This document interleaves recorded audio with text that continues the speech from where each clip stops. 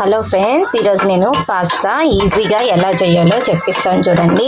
నేను ఆల్రెడీ పాస్తాని ఇలాగా బాయిల్ చేసుకొని కొంచెం సాల్ట్ వేసుకొని 2 స్పూన్స్ ఆయిల్ వేసుకొని నేను బాయిల్ చేసి పెట్టుకున్నాను. ఇది చూడండి మీరు, ఇలాగా చాలా సాఫ్ట్ కాకనే ముందుగానే మనము వేడిగా ఉన్నప్పుడే తీసేస్తాము. స్టీమ్ తీసుకొని దీంట్లో కొంచెం నార్మల్ వాటర్ వేసుకున్నామంటే అది కాకనే ఉంటుంది. ఇలాగ కుక్ చేసుకున్న తర్వాత నేను ఇక్కడ 2 స్పూన్స్ ఆయిల్, ఆవాలు, జీలకర్ర, ఆనియన్స్, ఒక ఆనియన్ తీసుకున్నానండి నేను.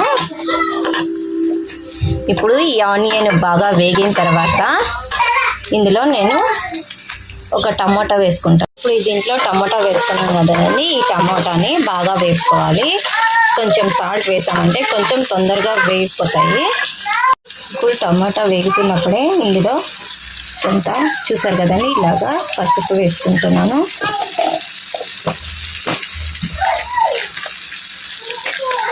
కొంచెంగా గరం మసాలా,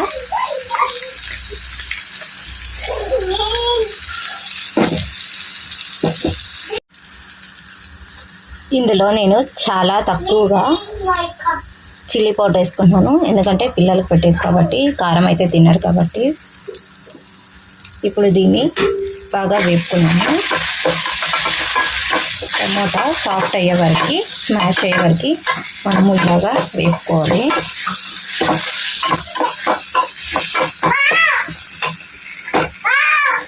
కొంచెం వేగేటప్పుడే నేను ఒక స్పూన్ అంతటా సోయా సాస్ వేసుకుంటున్నాను. ఇందులో మీరు కావాలంటే టమోటా సాస్ కూడా వేసుకోవచ్చు.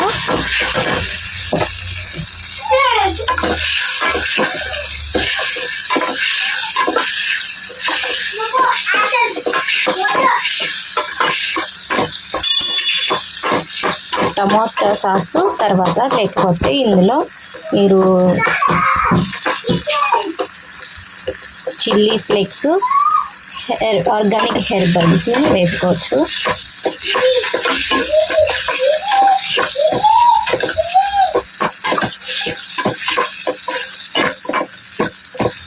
ఇప్పుడు ఇది బాగా వేగిపోయాయి కదండి, ఇందులోకి మనము ముందుగా ఉడకబెట్టుకున్న పాస్తాని వేసుకొని కలుపుకోవాలి. మీరు పాస్తా వేసినాక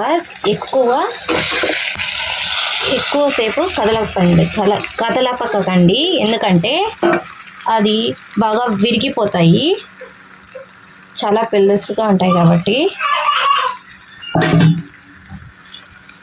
చూడండి, ఇప్పుడు పాస్తాని ఇలాగా నీట్గా కలుపుకోవాలి కదండి. ఇప్పుడు ఈజీగా ఎలా అయిపోయిందో, ఈజీ మెథడ్, ఒక 10 మినిట్స్లో మీకు క్విక్గా హెల్తీ పాస్తా అయిపోతుంది.